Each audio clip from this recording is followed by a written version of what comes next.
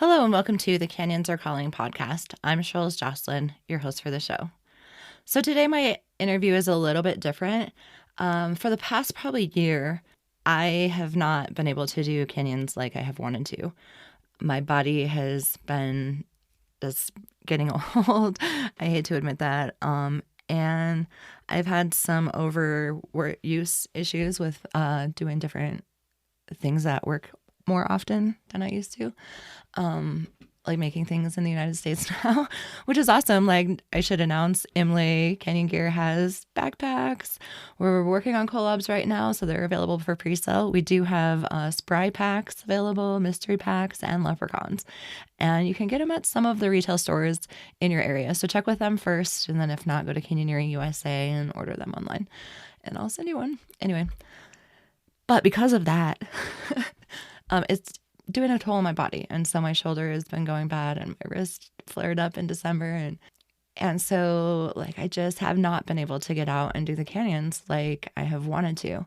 So it kind of mentally takes a toll on you as well as physically, right? And so like I went to the doctor and I'm getting all these tests done and I'm doing physical therapy and things are looking better, but I still just can't get out there and all my friends are and I'm seeing all these rad pictures and it's kind of a mental fuck. And so I was thinking, like, I've had some people on that have had traumatic falls and accidents, and they, like, have been out of the canyon for way longer than I have, right? And so I just wanted to know how these ladies stay positive, how they get over the mental hurdle while they're healing, because that, to me, is, like, harder than the actual physical part, right? It makes me not a happy person at home and at work, and it's just really, really hard. So I thought that I would get on a couple of people that I've had on the podcast in the past, as well as just a really, really great friend of mine, Lorey, who her knee just wore out, kind of like my back and my shoulder and my wrist. And she ended up having surgery after she put it off for, God, like 10 years or something. And her surgery messed up and like blocked her nerve. And she had a lot of issues after surgery that she wasn't expecting. And so I thought that we would get her on as well to get that side of the story. And then Natalie, if you remember, she was on in August 1st, a fall in lower salmon with Natalie. And when Natalie fell in the canyon, she broke her back. And then there is in March 15th of 22, there was Tina, and she fell when she met a person on Instagram. It was her first ever canyoneering experience. And she fell about 25 feet and broke her legs. And that was a disaster. Getting her put back together. It happened in the middle of COVID. She had to be totally alone. The isolation of that event alone would have just mentally messed me up. But she's really very positive about it. And then there's also Nichole in June 2nd of 22. That's where the rope ends. And she fell like 60 feet on an overhanging rappel and broke her back. And her story is pretty incredible. The search and rescue effort to get her out was pretty rad. And she's actually making a movie about her fall and the rescue process to highlight search and rescue and what these people do for complete strangers. And so that's pretty exciting. That movie will be called Where the Rope Ends, and it should be coming out this fall. So stay tuned for that. I'm going to definitely post when that comes out because I'm excited to see it. So anyway, I hope you enjoy my interview with these ladies. I feel like there's a lot of great content in here, and we actually don't have to stay positive all of the time because we're human and we break down. So that's okay. So that was great to hear. I hope you enjoy this interview. Okay, so today I wanted to have on some people that have been on the show before and had accidents and just talk about how they recovered and how they stayed positive in doing that and what life was like when they were not in the canyon. So I have on Nichole, Natalie, Tina, and Lorey. Hello, guys. How are you? Hi, Cheryl. Hey. Thanks for having us. Hi Yeah. there. Yeah. Thanks for having us back. We're super excited to be here. Yeah, this is kind of a big group and I'm not really sure how it'll pan out, but I feel like in my situation, my body has just kind of been breaking down, and I really haven't been able to be into the canyons like I want to be in the last probably 6 months, probably a year if I'm going to be honest with you. And it has mentally just broken me down. And you guys have all had traumatic accidents or just issues where you've had surgery and had to deal with life after that. And I just want to know how you stay positive and how you just handled it all.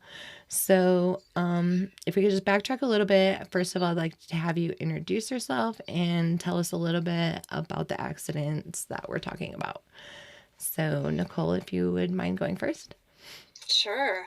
I had an accident back in 2017. I was on a 265-foot rappel and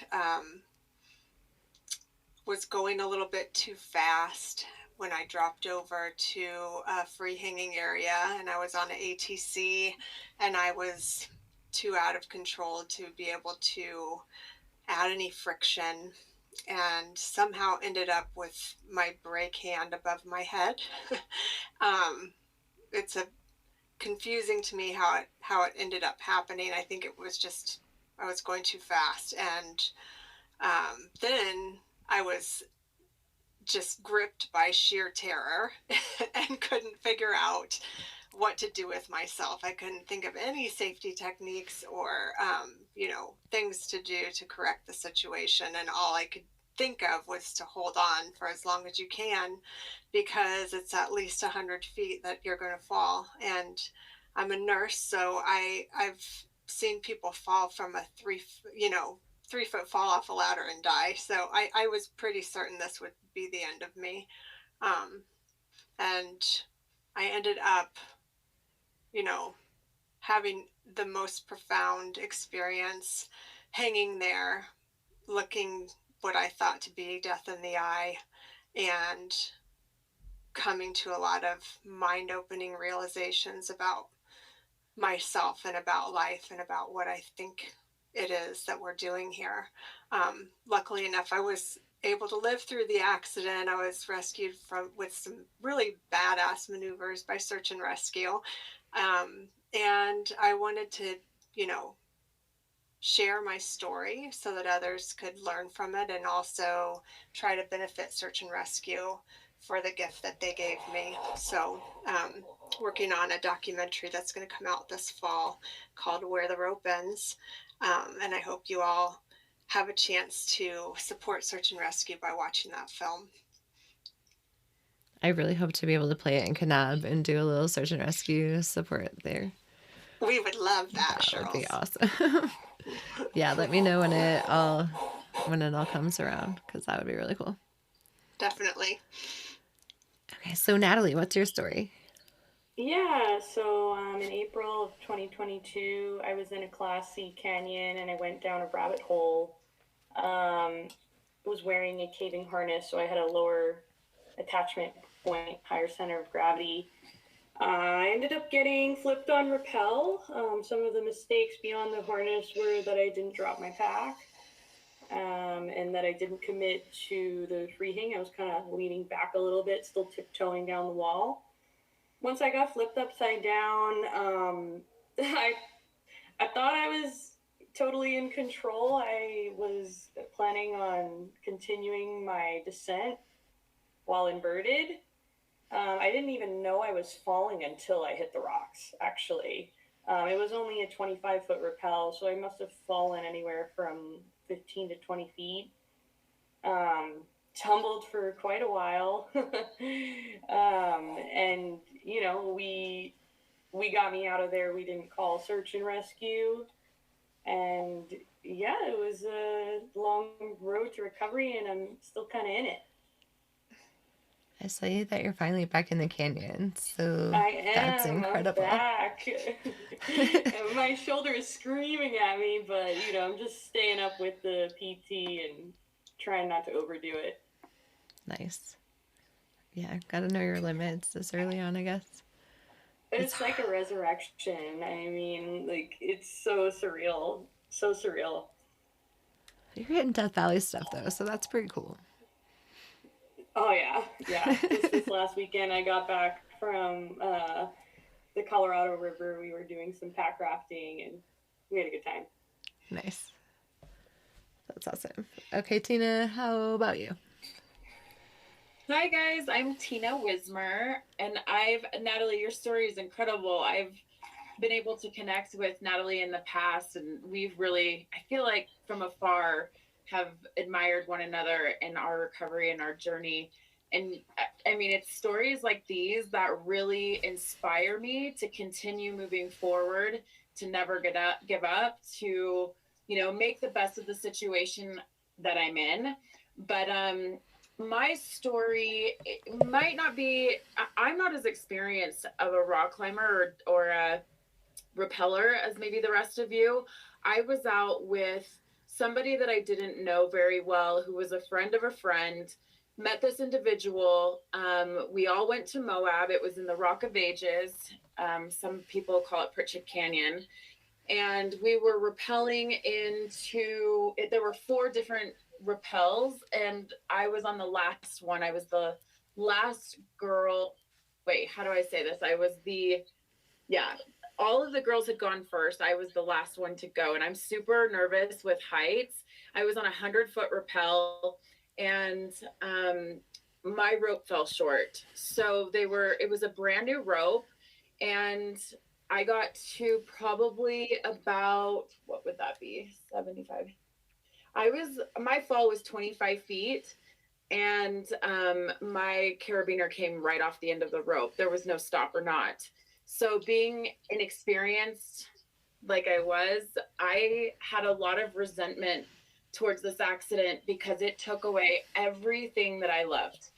I am an avid backcountry snowboarder and trail runner, and I'm still fighting to get back to those sports. I'm getting there little by little, but it's not the same. And I don't think it ever will be the same, but throughout this entire journey, like myself as an individual, I've changed so much, and I've taken on new things in my life. I think the hardest part about my accident was feeling like I lost my identity, and then having to kind of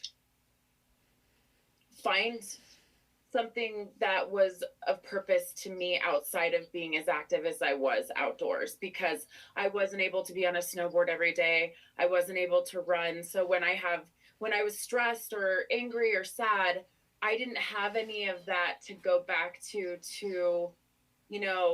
kind of use as therapy. And so I've had things coming at me nonstop and trying to figure out other ways to manage that pain. But just like Natalie said, this is still a journey that I'm in.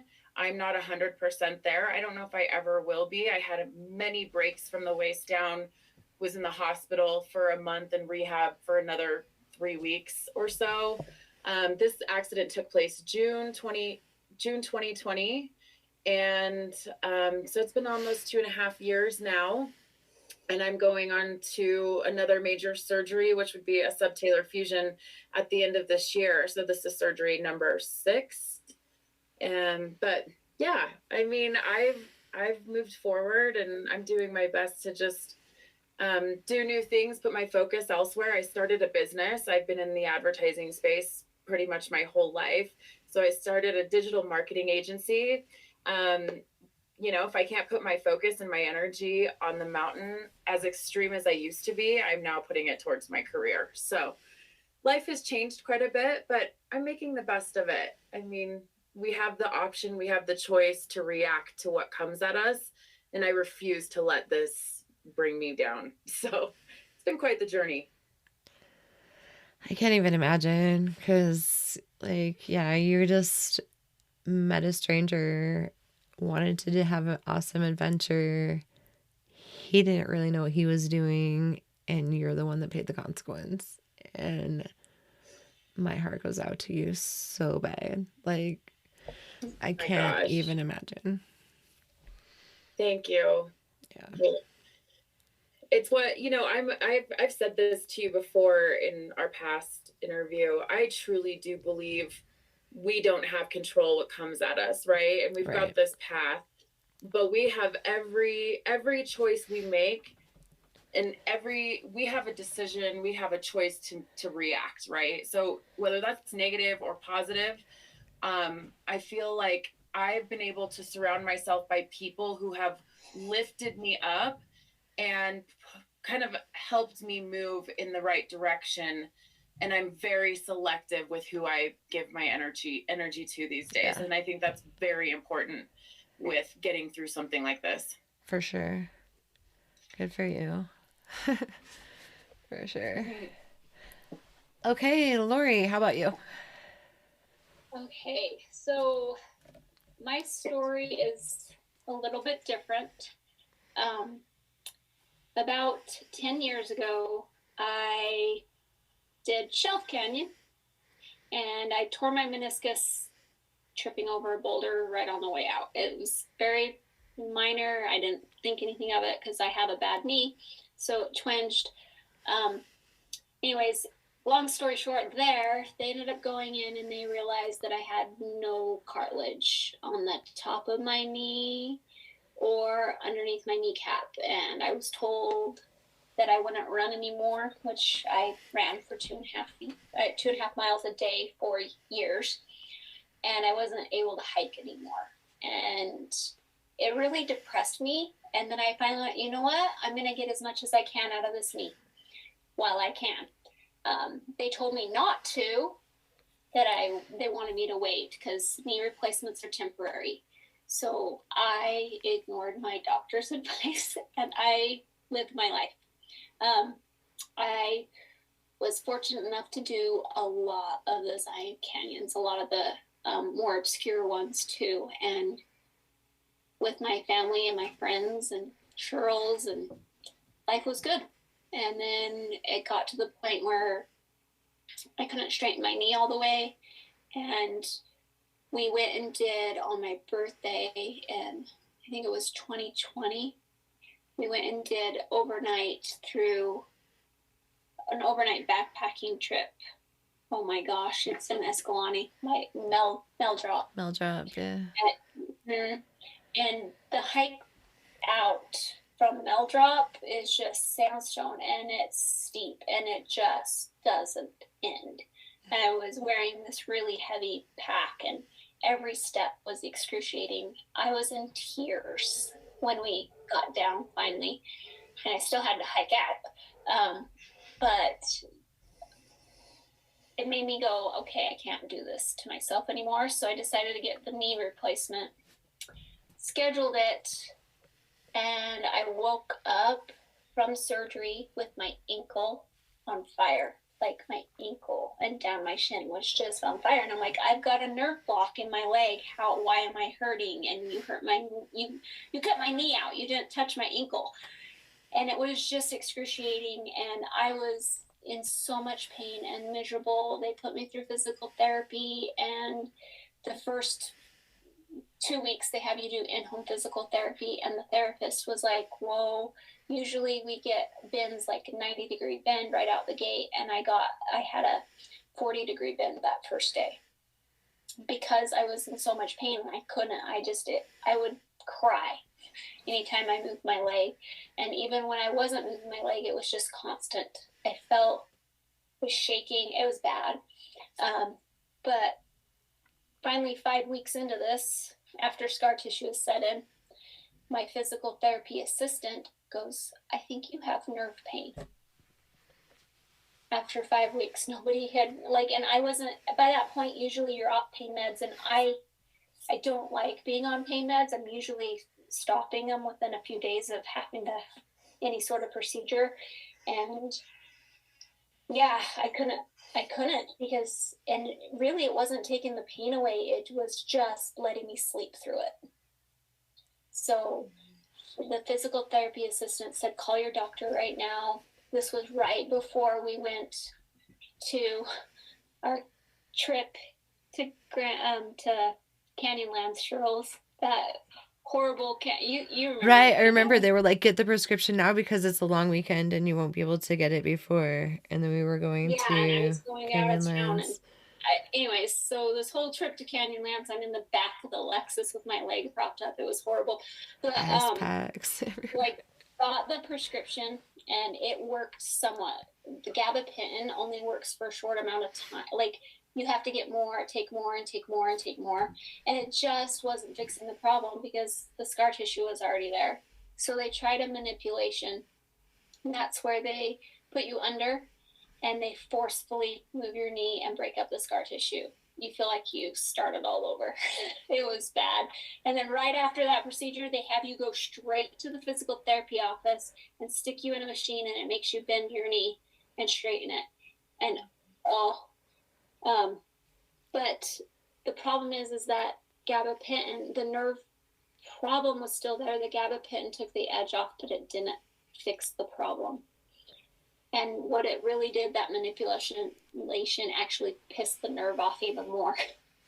It was bad from that point on. My physical therapist called my surgeon and was like, this made it worse. She's gone backwards. And so 6 weeks later, they want you to have a break in between. They went in and scoped the knee and did a nerve release is what they call my nerve. And so thankfully, by that point, they had put me on Lyrica, which is a blessing and a curse because I have never had ADHD, but now I think I know what those people go through because I couldn't focus. I couldn't think.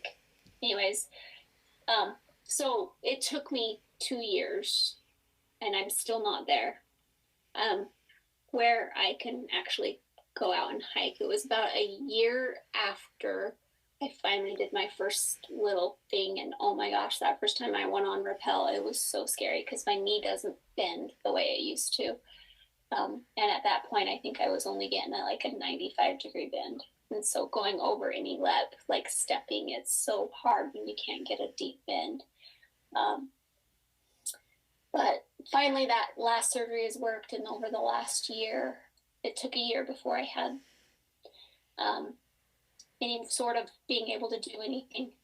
And this last year, I've worked really hard on strengthening the leg. It atrophied pretty bad, and I'm still trying to get out there, but the nerve pain, even though it's fine and I don't have to be on meds, when I'm active, it flares up pretty bad. So my story kind of stems from just overuse of my knee. And I finally did do the surgery, and those were the darkest months of my life.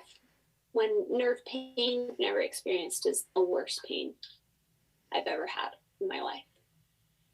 And it was nonstop. So, and then not being able to do anything, get out, do anything was hard. Thankfully, yeah. I have another outdoor hobby that I enjoy doing that I could be in. Right. Your off-roading looks amazing, by the way. That looks really fun. It's a brutal combination being in that level of pain and not having an outlet, right? But I think we all kind of shared that. Yeah. It's the worst. It's so hard to not let yourself get into a really dark spot. So how do you do that? That's the question. How do you stay positive? Cheryl, I think you asked me during the interview, how has that been for you? Or I don't know, you were like, can you tell us about how that is? And I was just like, no. Right. Like, I can't explain it. And also, I'm not ready, right? Like, it was so raw and, like, still happening. I think we had the interview back in, like, June or July, and that was where I was. Yeah, you were only, like, 3 months into your accident, I feel like. You were really new into it. Yeah, by then, my toxic positivity had worn off, and I was at wit's end. I feel like you were still so positive in the interview, though. Yeah, I mean, like, probably in the interview. Right, like, that's being recorded. But at home, around the people who were closest to me, they saw the ugliest Natalie that I didn't even know existed, right? I think that is how we dealt with it, though. It was, and I bet we can all relate on this call. Very strong people. I have a hard time asking for help, so this situation was really tough. But what I found when I was able to be by myself and sit with my emotions and really just let it go, like cry for a couple hours, ugly girl cries. I feel like after I was able to feel that emotion and let it out, it recharged me. Not in the same way running on trails in the mountains would, but it was starting to rebuild me a little bit. So I was having to face what comes at me and acknowledge that that was the case and acknowledge those feelings to move on. And I think that was the foundation for me, where it was like, this is new. And yoga was also a big part of that too. I think I healed more, and I would cry ugly girl cries on a yoga mat. The people next to me were like, what is this person's problem? I couldn't hold them back. But the tears, I think, is really what healed me, because I mean, I wasn't a crier before, and now I enjoy crying. It's therapy for me. I love that you say that, Tina, because I think, like, Cheryl's how do you stay positive you just don't. And I think that's the key, is that you have to allow yourself to feel what you're feeling. And we are not accustomed to being okay with that. And we don't like the feeling of anger. We don't like feeling, disgust with the healthcare system. We don't like feeling like we're numbed over because of the drugs they gave us. You don't want to feel that loss of identity. You don't want to feel that loss of friendship and the loneliness because all of your friends are active and here you are sitting at home. Like, you don't want to feel the pain of the financial loss. You don't want to feel it, but that's the only way, is to, like, let yourself do the ugly girl cry. And when you're in it, also be telling yourself, it's okay. Of course you feel this way. Of course you are sad. Of course you are. You just went through the most challenging part. Like, let yourself feel it so that you can come out on the other side, like Tina said, recharged, feeling more centered, more grounded. It's the holding it back and holding it in until you just explode like a tea kettle. That's the part that is self-damaging. It causes your anxiety levels to rise, everything to rise. And I say it like it's easy, but it's not easy to let yourself feel those things. And I think, not only culturally, but, you know, women are always seen as kind of a little bit too emotional, and so you don't want to let that out in the wrong public. And then, you're also supposed to be like a freaking computer or like a machine and never stop and never slow down and never listen to your body. So we've been taught from a very young age to not listen to your body and not listen to your feelings and to just push forward. Yeah. And I think it's an unintentional thing that happened to us as we were children growing up, but it's there, it's in us. And so we've learned to just push stuff down. But in these moments, unfortunately, you are forced to sit still. And fortunately, because you learn so much about yourself by sitting still with your emotions, you learn how to become your own best friend. That is the benefit of going through all of this pain, because nobody knows what you're going through and nobody can do it for you.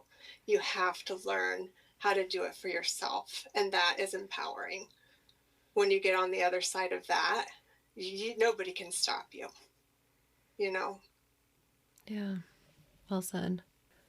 I mentioned it a little bit ago, but really surrounding yourself by the people who were lifting you up, or like for me, who was lifting me up, my family, my closest friends, those people came out of the woodworks. And I mean, till this day, I still owe some of them my life. Like, deepest, darkest hours where, you know, I had friends, and I was in a hospital for almost a month during COVID. So I had my mom, my best girlfriend on FaceTime. For my mother was like 24 hours straight. She is my angel.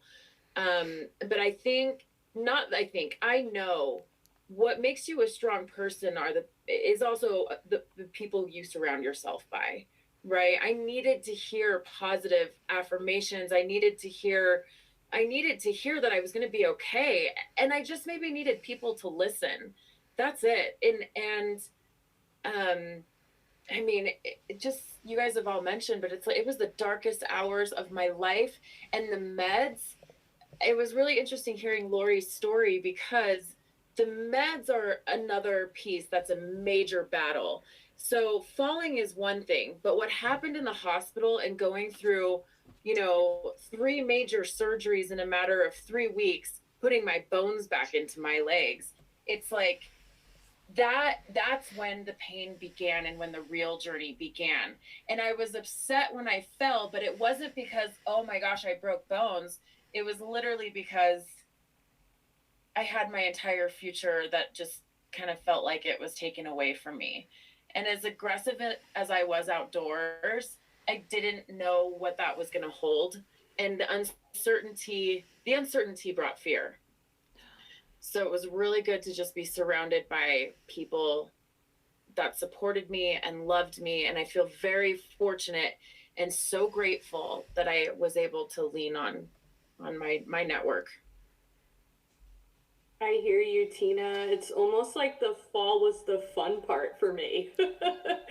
That's exactly, like, that is how bad the surgery recovery can get.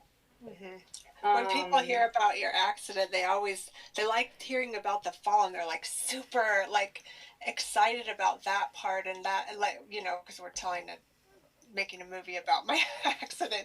Everyone's like, oh my God, how did you live through that, and whatever, you know.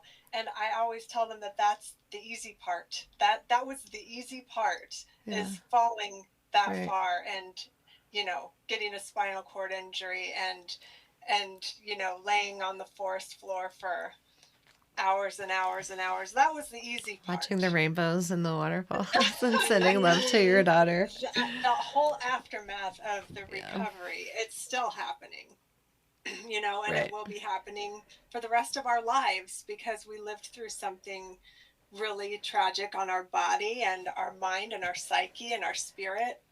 And hopefully, you know, since the majority, or at least 50% of our life is not the happy wooey wooey, hopefully we can figure out, like, how do I not throw away this part? How do I use it? What's it here for? And what can I learn from it? Because that's the only way that I've figured out how to get through any of this, is you have to give it a meaning and a purpose. And if we're going to tell ourselves a story, tell yourselves a good one, you know, and figure out what it is that you can get from this, because every part of life has something in it that you can benefit from, whether it's depth of love, or you know, self-connection or spiritual growth, whatever. You gotta, in these moments while you're sitting still, ask yourself the hard questions, like, what am I doing here? What do I really believe in? What are my values? And how do I get there? And use this experience to help me get there. Because there's not a single thing, you know, that I could, looking back on it now, I would never change it, because of how much I learned about myself while I was living in it. Would I have said that? No. Right. But I also wouldn't have gone to college if I would have known how hard it was going to be, you know. But am I glad I did it? Yeah. You know, there's so much that you learn about yourself through these challenges, and it's there. It can help you. Go through this for anything. That's how I look at it. Like, oh, a piece of cake, I'll just start a business. Let's go ahead and do that. What do we got next? come my way. Fall off a cliff, I got what's coming at me next. But that's not the case, right? I know that's not the case. But it has allowed me to take a step back and analyze hard situations, think them through, and know that there is always going to be light at the end of the tunnel. Always. I'll always find my way out. Will it be perfect? No. It's going to be hard, but everything is hard. Mm-hmm. Right? It's like, you can't scare me. I already died and came back to life. What do you mean? Like, that's the truth. Yeah. That it feels like everything's a little bit easier, but not when you're sitting in the pain, not when you're consumed with it. It is the loudest thing in the room, and nothing else can get up to that decibel. It's the only thing you notice. It's the only thing you care about. It's like having to pee really, really bad and not being able to get to the bathroom because traffic's too bad, you know? Right. Like, the exit's 10 miles away and traffic's moving nowhere. Pay attention to anything else. So, Yeah. and those moments are the hardest. They're so challenging. And, you know, I think that is when I really learned how to meditate. I think before I would try, but I was like halfway in and halfway out. But when I needed to like disconnect from this really horrific pain, I was going to freaking try, you know, like I was going to figure this out, this meditation thing that could save you, you know, like nothing else is working. Nothing else is going to take it away. So can I figure out what all these mystics are talking about and see if I can apply that? I'm going to try, you know, because nothing else works. So, yeah, it's just another way, like, you just learn and evolve, and the human body and the human experience is such an amazing thing. You can take anything and figure out like how does this make me evolve to the next level of who I'm going to be, you know? Yeah, Lorey, how do you feel about like your body just kind of broke down, kind of like my body is just like overuse and underappreciation of it. How does that affect you mentally? The hardest part for me is how it's impacting my family. We're a very active family, and I feel like they're staying back because of me. Yeah. So that's the hardest part. I don't see Eric going out and doing what he normally would do because I would be at home. And so that's the hardest part. So for me is seeing that shift happen for him because of me. But the other thing is just like going out every time I go out, even just a normal hike, I'm like, oh, what's it going to be like today? Am I going to be able to move okay? Am I going to be able to make that bend with my knee? I'm going to slow everybody down. Like, we've got that rendezvous in April, and I'm so scared of even trying to go because there's other people there, and I'm going to hold them back. And then am I putting them in jeopardy because I'm not familiar with those canyons? But at the same time, I know if I don't go, then Eric won't go as well. Sorry. You and I can hike together because I can't hike either. And Eric and Dave can do their thing, and you and I can just hang out. Yeah, I'm in the same place. I'm totally in the same place. Lorey, I'm sure that if Shirls was the one with your injuries and she was sitting here saying that to you, you would never say that to her. The things that you're saying to yourself, that I'm going to slow everybody down, and I mean, you know, like all of that stuff isn't something you would ever say to another person. So watch It's that. also what keeps me out of group canyons lately, though. Like, honestly, I used to be a planner and a doer and a let's go, go, go. And because I can't hike now. I'm not making any of those plans like Lorey because I don't want to be the slow one. Where No. it used to not matter if I was the slow one, but now I know I'm the slow one. So I'm just not going to make those plans. And it's really, really mentally a fuck. Like, it's hard. Yeah. I would be the girl that stood at the top of the rappel while everyone wants to hurry up and get through the canyon, and I'd stand there for 5 minutes and just breathe because I couldn't get myself to go down the rope. You know, I know about slowing people down. Yeah. And I also went with people that loved me and were there to be there for that. And so They're I just there mean, to be out with you, right? Like, they don't care if you're slowing them they down. want to see me get through to the other side and actually love this again. And because of them, I was able to, you know. These And that's people important. know about your injuries and they agreed to go with you anyway. So don't tell yourself the story of I'm the slowest person in the canyon, Yeah. because they're doing it as an act of love, and it doesn't do them any good to do that if you're going to beat up on yourself the whole time. So just enjoy their love. Enjoy that gift. I love what you say. Enjoy that love, right? Yeah. Because it's like, you know, you're saying that you feel like almost like you're a burden. You're holding your family back. You're not holding on to anything. They're sticking back with you, right? That's true. I've spent a lot of time in the mountains by myself lately through this recovery. But as I continue to go, I know you guys were, Cheryl, you were just talking about like, you know, you can't keep up. That doesn't mean stop. And I'm not saying that's your case. Right. But you keep going even when you use it as meditation. I find ways where I'm going to do things that meet me at my level. And those people that are new in my life have come. There are incredible people that took me down a different path because of where my athleticism is today.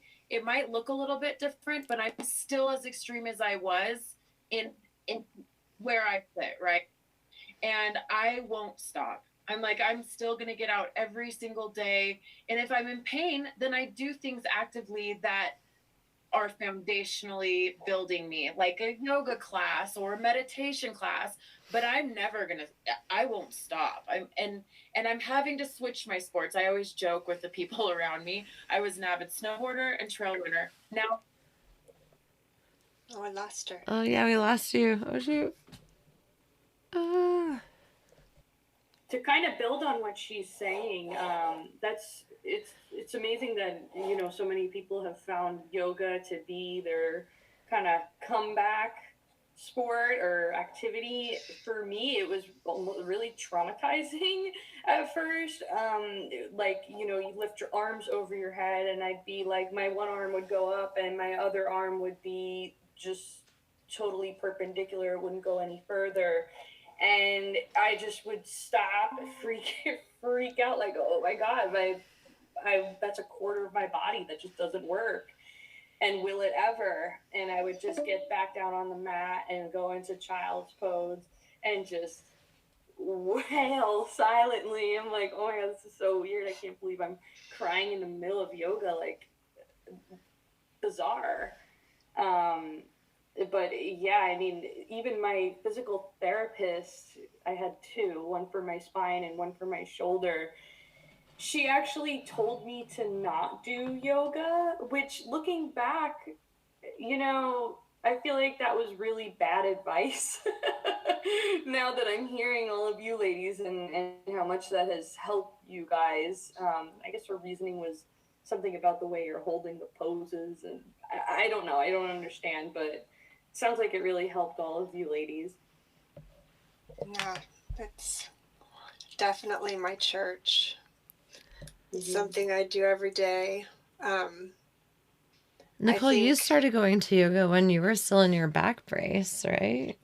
I was still in a wheelchair, and I was in a yoga teacher training in a wheelchair because I needed to surround myself with something positive and with those kind of people. And I had done yoga for a long time prior to my accident. It was my church before my accident. And going back into a yoga studio was the scariest thing I ever did, because I was so terrified that the one thing that always consistently brought me happiness was not going to be able to be there for me in the time that I needed it most. Like, I'm going through some hard stuff right now and I need my thing. And what I found was that I had a deepening of my practice, because I could only sit there and listen to people's breath and imagine myself doing the pose along with them, and maybe just move my arms. They always taught me in these yoga philosophy classes, you are not this body. And I did not understand what that meant until I was stuck in a wheelchair and I couldn't move and I had to just imagine it. And I got just as much out of practicing than I did, probably more than when I moved my body, because there wasn't that athletic drive to it. There wasn't any of this, like, I want to get stronger. It was just about the mind, doing the practice and doing the breath. And that was so helpful for such an active person like me, because I was going to be sitting still for a long time and I needed to figure out, how can I be happy just sitting here. I used nature a lot as my muse going through that, because I couldn't really do it on my own, keep myself centered. But if I sat out by the water, or I just sat in the forest and just sat there and listened and breathed with the forest or breathed with the water rolling in, then I could get there. There's all these tools all around you. And if you're a nature lover and you're an outdoor enthusiast, then you should still go. You may not be able to move when you get there, but that's your church. That's where you should go. For sure. Mm-hmm. What else has anyone else learned to do? That's your church. That's perfect. Yeah. Because that's what we say. Yeah, the hiking is my church, so when I can't church, Mm-hmm. I need to go. Sunday services yoga. are either in a canyon or on the mountain for us. For sure. That's the same for me. I couldn't agree more.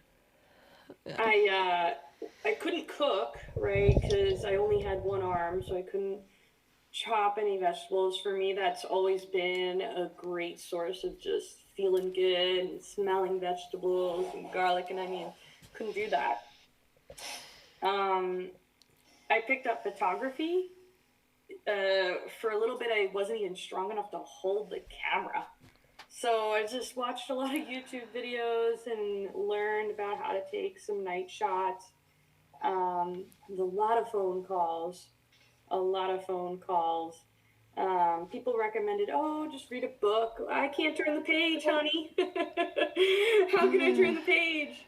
So there were a lot of nice recommendations, and I like what you're saying, Nichole, about just getting out there, even though you're not doing anything physically, you're just sitting there. I would just open my garage and sit in a chair and look at the tree in front of me. That was all I really could do. I couldn't even get in the car. Mm-hmm. Wow. So when we went and did Canyonlands, that's kind of how I felt. I gotta go. I gotta do something. It was 5.5 weeks in. They had just barely figured out my nerve pain. And I did a lot of sitting. We tried a little hike. Whew, that was entertaining. It was, that was rough, but just being out there, and it was a good recharge. And then I was able to go back and face the next piece of what we had to do to get my leg moving. Yeah. So it's all you have to be testing. It's like trying something. If it doesn't work, you maneuver a different way, or for me, I try a different sport, but it's continuing to move forward and starting over. There's good things that come with that as well. Yeah. I've been learning to appreciate just hiking instead of canyoneering, which, because I can't wear a backpack right now, so my husband has to carry everything. That's rad. But I have learned that physical therapy is helping, and yeah, like if I had been doing yoga this whole time, I may not be in the predicament I was in, because stretching and keeping those, I don't know, joints moving is important, I guess. But then also overuse of other tenants is not awesome. It's a balance, I suppose. Yeah, there's a lot of compensation, right, that goes on with these injuries. Yeah.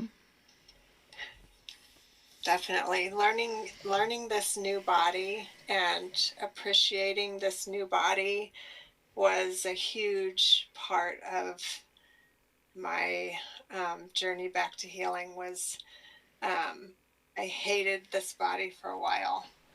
It didn't do the things that I wanted it to do anymore, and I was not okay with that. And learning how to be happy that, I have eyes that work, and I have lungs that are moving air in and out, and I have, and I'd have to just like go through the whole freaking shebang from the bottom toe all the way up to the top of all the things that I actually liked, except for those couple of things that I really don't like. Right. And once you do that, then you quit hurting yourself so much. You quit pushing past the edges of what your body is actually capable of doing in this moment, and you're like ready to listen, ready to be, I'm going to be here for you, body, instead of asking you to do things quicker than you're ready to, and because I ended up with a whole new round of surgeries a year after, because all my hardware fell off and broke. And anyway, that I pushed way too hard, and so don't do that. I just did too, and I had to last week, and I had to be like, I feel like what I did in 2 hours put my recovery on my wrist back a month. Yeah. And I had to just learn to be more vocal at work and be like, I can't do those certain things. Somebody else has to do those, and I can do this other stuff instead. Which is really hard for me because, like we all have mentioned, we're just pretty headstrong, determined women that like to do things when we want to do them. So yeah, learning how to slow down is key, but it's hard. Humbling experience. For sure. I mean, one that you're forced into, but I think that's the part that's changed me for the better. Nice to hear. Yeah, and just learning, who's really down. There's a lot of people that say they're down and act like they're down, and then when it's their time to shine, they split. I don't know if anybody's had that experience throughout your recovery. I did. And just really seeing who matters and who is down. My parents, my sisters, I'm like forever grateful for them, and it's just made my relationship with my family so much stronger and solid. Yeah. It truly is a gift. There are just as many people that surprised me in the wrong direction, surprised me in the right direction. There were people that showed up that I was like, God, I didn't know that you cared about me like that. That's freaking amazing, and then, it's good to know about people that you thought would show up and then really weren't there for you in the end. Like, that's good information, Yes, for It's sure. okay to not have people along with you on your entire journey. Sometimes you're just supposed to be together for a short bit. It doesn't mean that you don't mean each other, mean much to Right. each other. It just means that maybe it's time to move along, and that's okay because there's so many more people and so much more love out there. But that is a really hard thing to get on the other side of. I mean, yeah, because you expect all have expectations in our mind, and Right. Like just learning where your energy is best spent, for hmm sure. Okay, so let's not drag this out super duper long, but I want to know, before we end, like what draws you back into the canyons and how have they changed your life? well, I guess I could say, I really like this idea of going to the edge of who you are and figuring out who you are on the other side of that.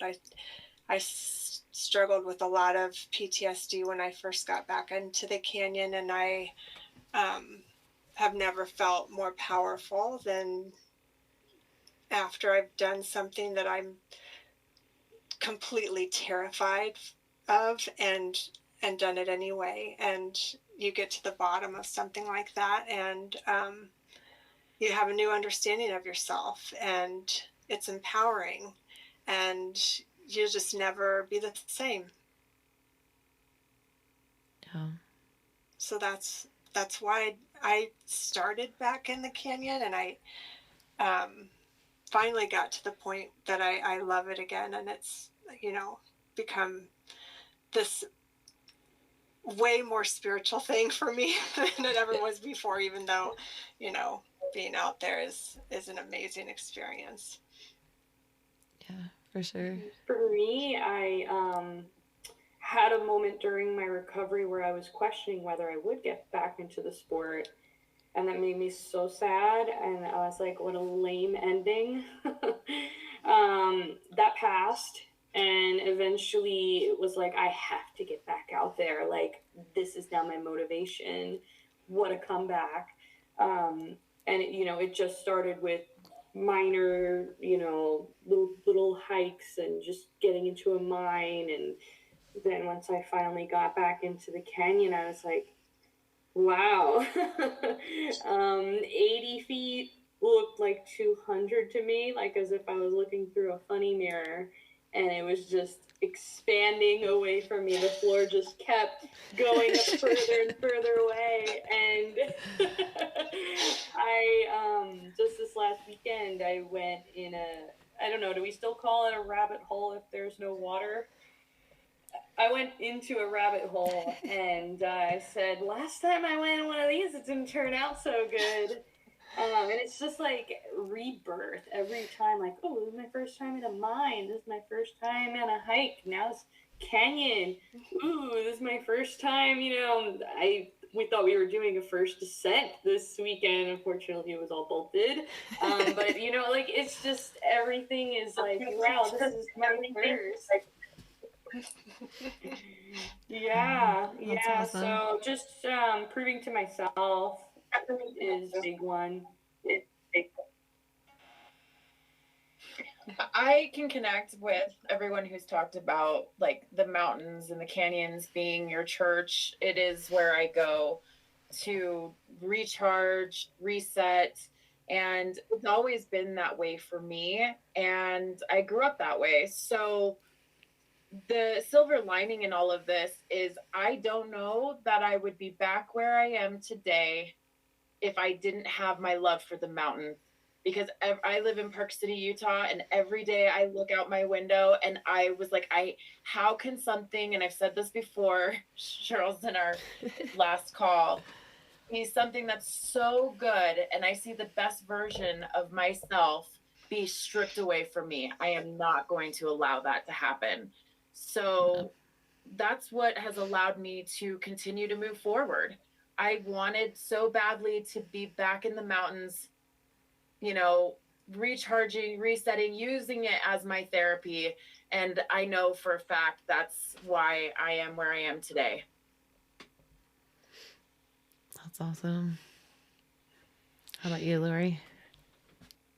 Canyoneering is something my husband and I got into together when we first met, and it's just so surreal to be in these places that are so gorgeous. And for me, it's not necessarily, ooh, I did that 300-foot rappel, or I was able to stem across. By the way, rated X canyons are not for me. Stemming in this knee did not do well. Right. But it's just about the connection to, I don't know, I feel like it's almost like that's how it's like how it's my church. And so not being able to get out and do is really hard, but I've been able to do little ones. We've been out hiking. When I did Overlook for the first time in October after my surgery in April, I was like, it was so painful, but it was so recharging to be out there. So just, it recharges my soul. So that's why I push for it. I admire all of you guys for getting back on a rope. I don't know if that day outside in the Red Rocks will ever happen for me again, but it's really incredible that you guys have made your way back. I'll do it in a gym, but I don't think I could stare over that rock again and be okay with rappelling 100 feet. Well, Tina, if you ever feel like you are in a space that you would want to get on rock, I have some really easy, not overhanging, less than 100 feet rappels that I could take you on. Yeah, just throwing it out I there. appreciate if you that. ever feel like you I want to do appreciate it. that. Yeah.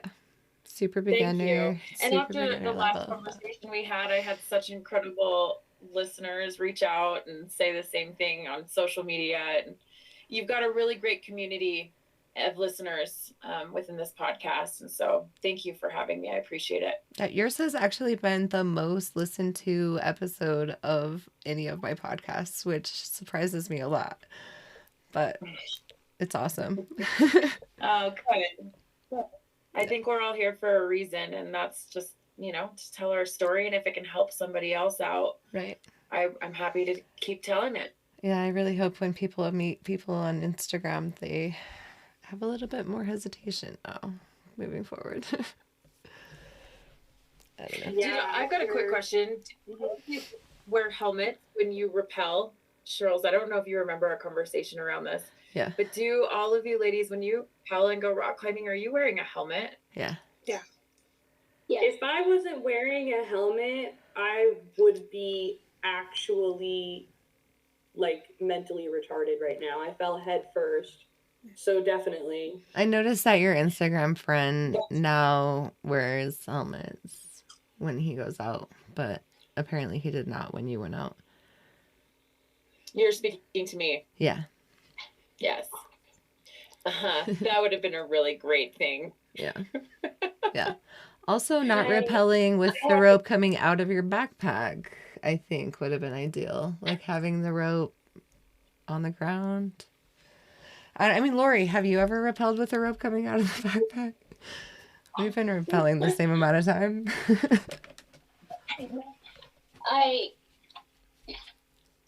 I look back when we very first started, and yeah, we didn't know as much as they should, and we take every precaution now. My friend, she is starting to get into it a little bit. She's asked me, but life's gotten in the way. And she posted some pictures of her doing Ghost Rider. And my first comment was, come borrow a helmet. Right. I have some you can use. And she said the guy that she went with is a guide. And I'm like, he didn't have you wear a helmet? The person I went with didn't either, and I should have been smart enough to catch that. But the amount of adrenaline I had from being afraid of heights and actually just going and thinking like I'm gonna have this incredible day, I was not in the right mindset at all. Well, it's a complete new sport for you. My experience is a little bit different. What was that? It was a complete new sport for you. You were like a mountain biker and a skier and not into rope sports at all, right? Mm-mm. So yeah, it But I was don't up blame to it him. on, and we've talked about this too. I don't blame it on anyone but myself. I mean, we need to be smart enough to know what we're doing. And if I Yeah. can educate anybody, if you're going to do extreme sports, have some knowledge around it, because you're putting your life in somebody else's hand if not. Yeah.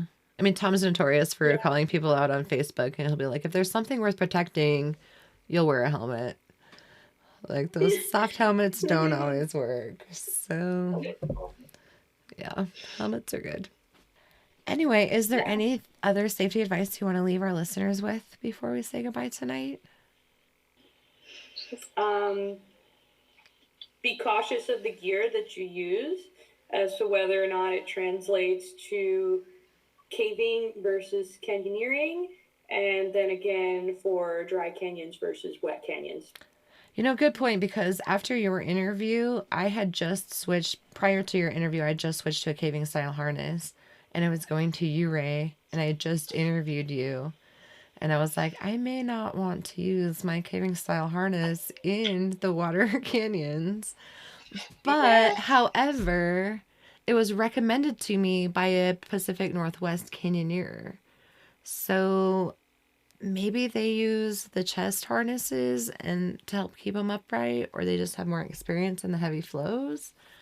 That I don't know. I'd have to do more research on. But I definitely decided to switch to a canyoneering harness instead of the caving harness when I went to Uray.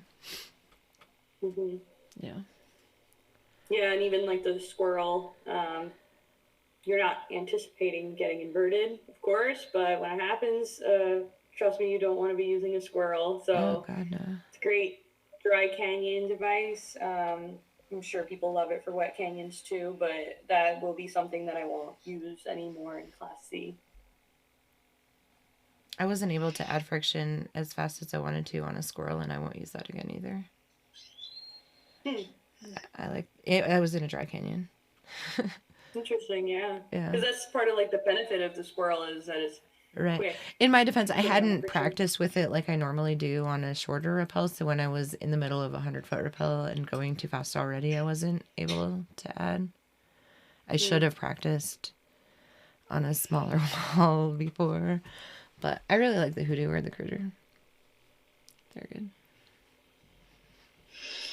I would say my only advice is, a lot of canyoning gets taught, secondhand from a friend. It's somebody you trust, and you know they wouldn't put you in harm's way, and they won't do it on purpose. But sometimes if you're learning from a friend, they can forget what they have taught you and what they haven't taught you, and you can get yourself into a situation. And if you do have an accident, the last thing you want is your friend to feel guilty. So there's a lot of great classes out there, and they have checklists of things that they go through so they don't miss anything. And you just have to be mindful that this is a sport where you could get yourself in situations like this, and you don't want your friend to be the only one who feels obligated about that. So take that into consideration if you're new to the sport and just learning. And your friends probably have great skills, but they aren't teachers with a list, and it's not formalized. So Right. The thing I feel like teachers can teach you is they kind of break down like every scenario, where your friends are only going to know the scenarios that they've been involved in, unless they've also like been in classes or whatever. And then also, if they learn a technique incorrectly and then they're teaching it incorrectly, then you learn it incorrectly. So if you also go to a class, then you can like verify the information that you're learning. That's also my beef about people learning from Instagram, is there are amazing teachers on Instagram, but then there are also beginners on Instagram who think they're amazing. So knowing the difference between those is key for sure. All right, anything else? I think also just like psychologically and socially, and this goes out to people who do other sports, or even just your average person that's driving to work. Our days are numbered, and you really never know what's going to happen. So, be nice to people. Know that you're never going to know what that person is going through, and you never know when you're going to need them. Mm-hmm. So, just carry that through life, and just beyond the sport as well. Yeah, well said. The world could use a lot more kindness and compassion. I have a new perspective and love for the warriors that I see in those wheelchairs on the daily. Like, my heart goes out to them. They are the warriors. What they go through and how they live their life can be very, very challenging. And I'd always kind of see somebody in a wheelchair, not think twice. And now I'm just like, that person's strong as hell. They're stronger than me. They're going through some battle that I don't even know, and they're amazing. Mm-hmm. Yeah, for sure. Awesome. All right, well, I really appreciate you ladies coming back on and sharing your story and letting us know that we're not alone in our struggle, and staying positive is not always the option. Breaking down is okay, and being human is real. So that's great. Anyway. Pushing through is the best. What was that? I said being positive may not be the option, but pushing through it is the best way to go. Yeah, for sure. Pushing through is the only Yeah, option. There is a light, for sure. Awesome. Thank you so much. The canyons are calling. Thank you. We'll get there eventually. Okay. Thank you, Cheryl. Thanks, guys. Have a great night. Okay, I hope you enjoyed that interview with those ladies. It really gave me a different perspective and made me feel a lot better about how I'm feeling these days with my accident and not really accidents, just body breaking down, and my recovery seems positive. So that's exciting. I'm hoping to go to the Arizona Rendezvous in a couple of weeks, and depending on how my wrist and shoulder are feeling, I will either hike or do canyons, but at least I'll be there. I'll be socializing and hopefully seeing some of you there. That will be awesome. I will have Tom Seeley on next, and we'll talk about the Arizona Rendezvous a little bit and what to expect in those canyons. So that should be informational and exciting. If you appreciate this show, please go onto Patreon and help support it. I would not be able to financially do the show without my Patreon supporters. You can donate any level from $2 to $10 a month. And with that, you either get stickers or beer glasses. And then we have our monthly canyon chat. So the first Wednesday of every month, we get together and just talk about canyons. It's a great way to meet the people in the community and the people that support the show. And sometimes we'll have a guest on, sometimes we'll just talk about a specific topic, but it's always a fun hour talking about canyons. Also, there's my website, The Canyons Are Calling. There you can purchase a beer glass or stickers, or I have dog tug toys and some ropes that you can just practice knots and stuff like that. So anyway, at the very end of that interview, we were talking about learning from friends and beginners teaching beginners. And I made the mistake. I was meaning to say YouTube, and I accidentally said Instagram. So I feel like there is a lot of great teachers on YouTube, but there are a lot of beginners who think they are great teachers on YouTube. And so you just really need to be aware of who you're actually getting your information from on there. That was kind of all I was meaning to say. But Instagram's great for sharing pictures and things like that. I don't really know that you can learn a lot on Instagram, but kind of like Facebook. Except for Adolfo's page. Yeah, his informational canyon resource page is great. He teaches a lot of things on there. So anyway, I'm rambling and the canyons are calling. So let's go.